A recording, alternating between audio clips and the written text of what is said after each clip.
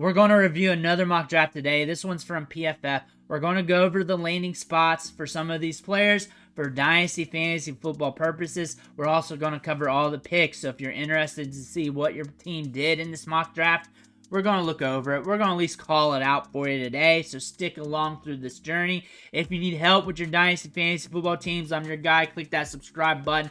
We're going to help you get through those rookie drafts. You need to click that button right now.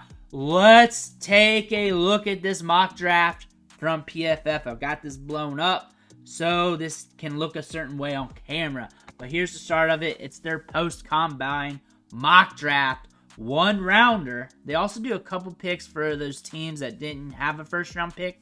And those are random at the bottom. It's kind of confusing. But let's get this started. Their first pick, Caleb Williams to the Bears. I don't have much to say about this. This is in every mock draft. He's going to be a top pick in Dynasty Fantasy Football. Everybody's locked into this pick. If you don't like him, you're probably just trading out and using that capital to build somewhere else. Caleb Williams going to the Bears seems like a lock at this point until we get new news. New news will cause us to pivot our opinion on where he goes, but until then, we're stuck with him at the Bears at the 101. This one has Drake May going to the Commanders. And a lot of people love him and a lot of people don't like him, but I think there's some upside here. He's accurate downfield. We have a little bit of mobility. That's underrated here. The fit here isn't the greatest, but it's not going to be greatest for anybody. That being said, with him being drafted at the 102 to the Washington Commanders, it's very foreseeable. We're seeing that in a lot of mock drafts. He's going to be like the 103 guy, 104 guy in Superflex drafts, right behind Marvin Harrison Jr. Going down to our next pick here, Jayden Daniels to the Patriots. There was a rumor that he doesn't want to go to the Patriots. It's probably just a rumor. It's probably not real. If he goes to the Patriots, he'll have top-end draft capital in rookie drafts. We're already seeing that. It's already forecastable that he goes to this spot, if that's a real word. But we see this happening, and it's going to be a rebuilding process here. It's going to take some time. This is a long-term play here with Jayden Daniels if he goes to the Patriots, because look at that wide receiver depth chart. They got to make some changes. They got a new coaching staff. So you're going to have to bear with this pick. You don't expect production off the rip. Next player we're looking at here at the 104, Marvin Harrison Jr. Every single draft he goes to the Cardinals.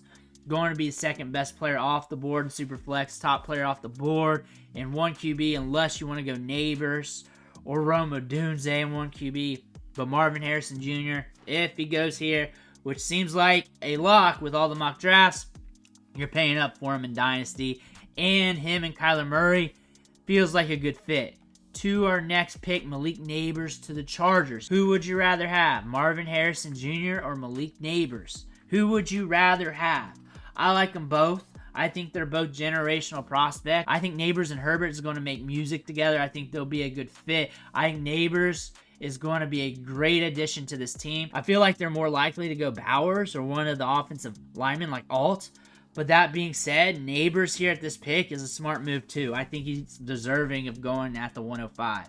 Next player off the board, 106, Odunze to the Giants. We've seen this in other mock drafts as well. How are you feeling about this pick?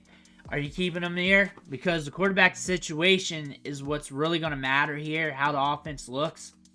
Imagine they're looking to throw the ball a little bit more. They're looking to get the ball to him deep. They got Hyatt there to stretch the field. They got Wan'Dale Robinson in the slots. They're building this wide receiver unit.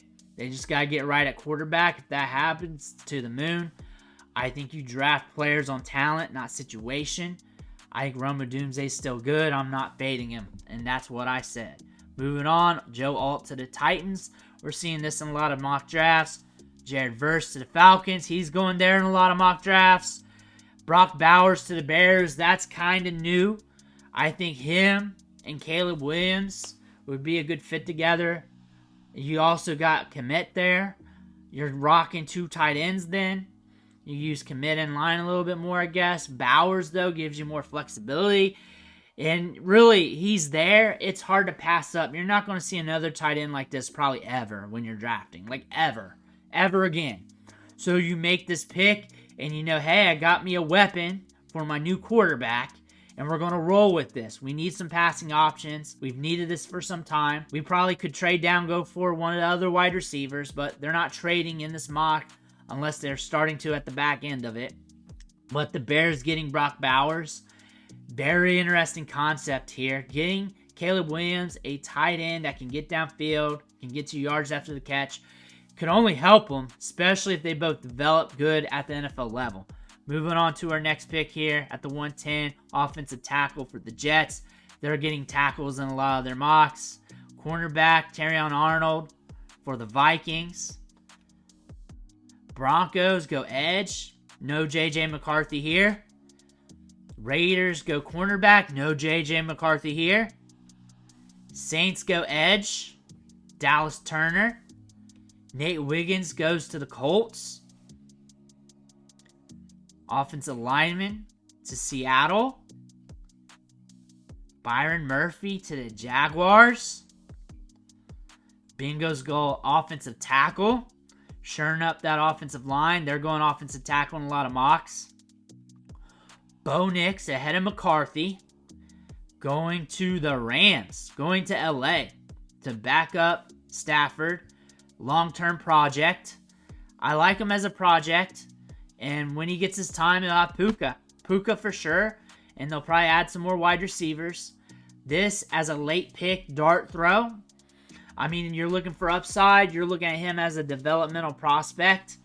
That's what you're seeing. I think in Superflex, he might get faded a little bit. But I think people will still draft him in that Will Levis range of last year. That late first round, early second round. Moving down here. Quinyon Mitchell had a big Senior Bowl. Had a big combine. Now we're going to the Steelers. Troy Franklin to the Dolphins. And that would get your panties wet. Because we got firepower in this offense. You're thinking about these wide receivers. Tyreek Hill's not going to be there forever. Waddle's in and out of the lineup a lot with injuries. They need depth at the wide receiver spot. Over time, with the volume in this offense and how they push it downfield, Troy Franklin's a good fit.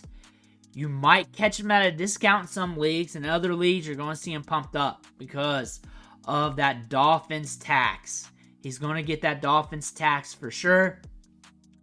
I like this spot for him. I like this spot for any wide receiver. And I think it's more of a long-term play as well. Don't expect top-tier production in year one. That would be ignorant. But expect this to be a good fit. And you might catch it at a good value depending on your league. Kool-Aid to the Eagles. I get a couple Eagles fans that watch these all the time. They're mad at this. They're mad at this. And I'm happy because I can't wait to see their comment. Newton to the Texans. Offensive tackle to the Cowboys. I think it's almost guaranteed, unless someone crazy falls to them, that they're going offensive line. They're going offensive line heavy in this draft. Morgan, offensive tackle to the Packers. Offensive line to the Bucks. This is a deep offensive line class. It's very deep. Offensive line to the Cardinals. Tackle to the Bills. You're hoping a wide receiver goes here. You're hoping it's A.D. Mitchell. You're hoping it's Brian Thomas. But it's not. Cornerback to the Lions. J.J. McCarthy to the Falcons. Pick 30 here. And it looks like we had a trade. Pick 30 here for the Falcons. J.J. McCarthy. What I think about this is the developmental play, which is probably going to get thrusted in there pretty soon. You got a lot of pieces there. Him going to the Falcons. You got a lot of pieces. I don't see him falling this far down the board in real life. There's too many rumors. But we've seen rumors with players and they fall down the board. So maybe I'm wrong with that with Will Levis. You got to argue with yourself, with your takes. It's not really a take. It's just me saying stuff. And then you're just hearing it. But J.J. McCarthy is in a good spot here. I mean, you got Kyle Pitts. You got Drake London. You got Bijan. They're all young. They're all top talents. He's got a cannon of an arm. He zips it. He's got a little mobility there. He can sling the rock a bit. This is really what he needs. I think this is a great fit for him. I think in Superflex drafts, you're going to see him go in the middle of the first round. If your league doesn't like him, he'll fall a little bit. But at this spot, the draft capital for the quarterback isn't the greatest. It says that he's a high-end developmental quarterback. But the fit is nice, where you got to take that investment. You got to take that risk. I would do that. Moving down, Mims, offensive tackle to the Niners.